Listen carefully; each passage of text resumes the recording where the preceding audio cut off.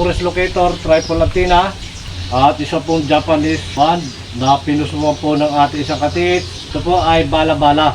Kapag hindi nyo po yung binalahan, bulyong po ng tubig, underground, sa ilalim ng lupa, ang kanya pong malulukit. Gayahin nyo lang ito mga katits, yung pong aking mga binabahagi kung paano po pinapagalaw ang ating pong locator.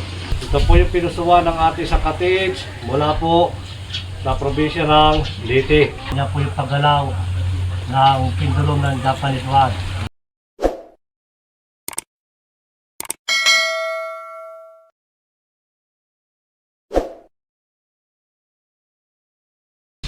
Isang mapagpalang araw po at magandang buhay sa ating pong mga kababayan.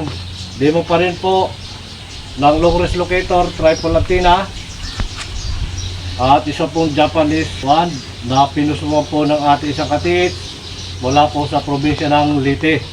Ito katits ay bala-bala lahat. At muli po mga kababayan,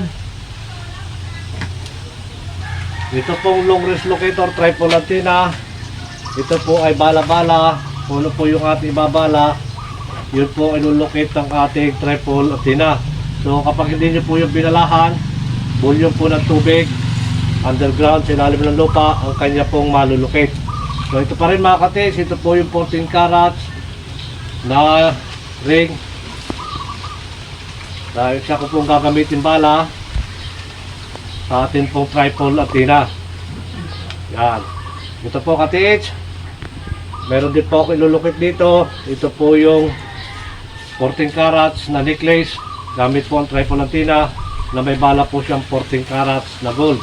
So mahalaga pa rin po katis na ito pong antenna natin. Huwag mo pong kakalimutan na ipaid sa lupa.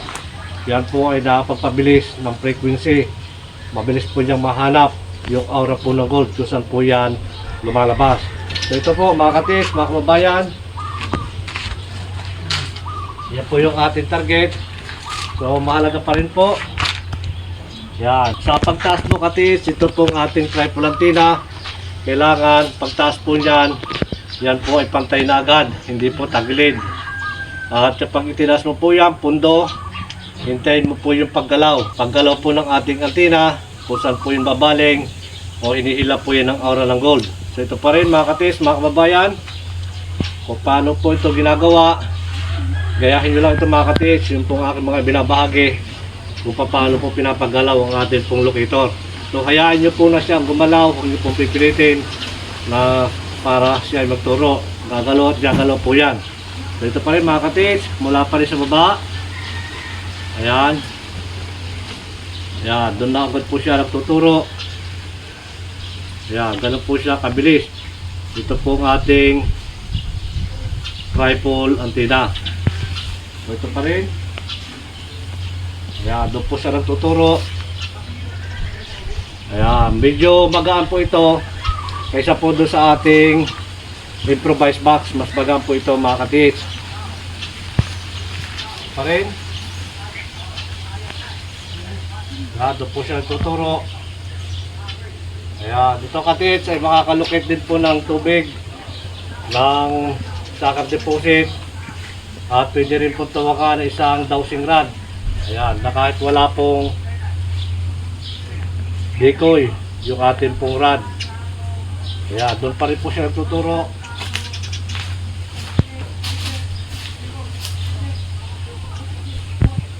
Ayan, gano'n po siya mabilis gamitin. Ayan. Kailangan sanayin nyo lang po yung inyong sarili na paghawak po ng ating ayan, ating triple antenna o single antenna. Ito pa rin mga katits. Yan pa rin po siya naglulukit. Ayan. Ito pa rin, mula sa baba, tanda itataas, pundo. Ayan, dyan po yan. Pa rin.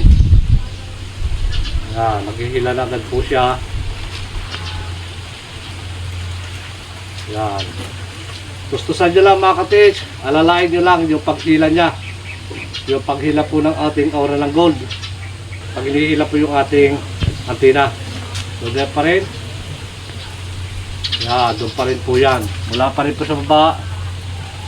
Ayan, dupot doon tuturo yan sa atin pong target.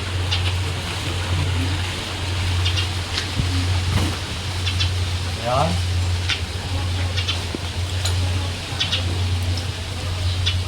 Nagpareto ito mga kababayan, mga katis. Ito po yung ating target. Atin pong tatapatan para malaman po natin kung ano po magiging status ng ating pong rifle na pila. So yun pa rin. Yan. Ito po yung ikot ng ating tripolatina. Kapag bumubo po siya ng frequency, ayan mga katiis. Ayan. Ganyan po yan. Tuloy-tuloy po yung kanyang pag-ikot hanggang sa makabuo na po siya ng frequency. Ayan, ito mga katiis. Ayan. Ito. Bako. Ayan, ganyan po yung pag-ikot ng ating tripolatina. So ayan mga katiis. Ganyan po yan. Hanggang sa buo na po yung kanyang frequency.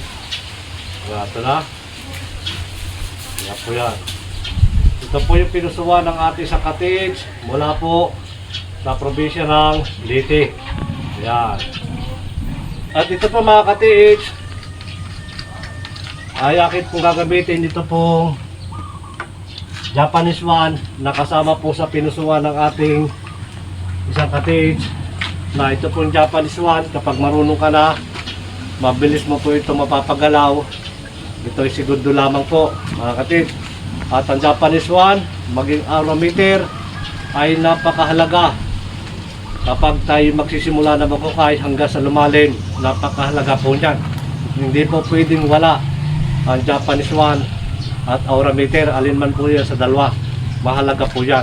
Dito pa rin mga kapatid, mga kababayan, sa paghawak mo pa rin po ng ating Japanese one, palad pa rin po dito sa may puluhan, handle, pantay po yan dyan, pantay. Pag hinawakan mo po yan, lapat sa gitna ng palad, at ito po yan dyan, at ito rin kaliwa yan, ganyan po yan, at dito po yung tutukod. Ito pa rin mga katis, ito po yung ating target, ito po yung goal yan. Ito po. Segundo lang ito mga kasig. Yan. Ganyan po yung paggalaw ng ating Japanese wang. Ganun po siya malakas. Papunta po doon. Ito ating doon. Yan. Ito pa rin. Segundo lang nga kasig. Yan, doon po siya buwagaling ito pong ating sindulog ng Japanese one. Ito mga kababayan, mga katis, ito po yung goal na kapag ipinapad mo po yan, nasa labas na pa rin ng deteksyon, ito nagtuturo pa rin po yan. Ang ating po pendulum, magbabounce po yan kapag natapatan po yung ating target. Ito pa rin. Yan.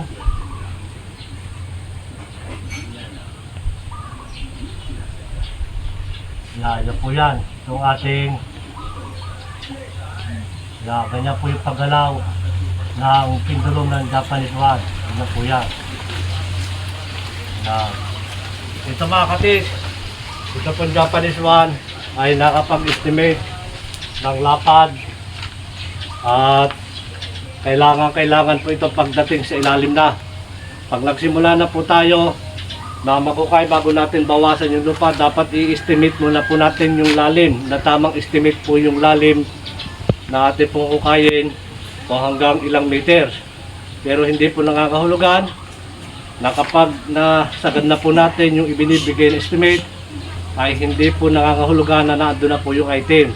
So magpapanibagong direksyon po ang ating Japanese one, aerometer, maging yung ating pong mga locator. So mga kababayan, mga katis, maraming salamat po muli sa inyo lahat. Mula po sa probinsya po ng Leyte, isang Japanese one at isang long range locator, tripolatina, pinusuan po ng ating isang katis. Ayan. Maraming salamat po. Pagpalain tayo ng maraming biyaya at higit po isang magandang kalusugan. Maraming salamat mga katis.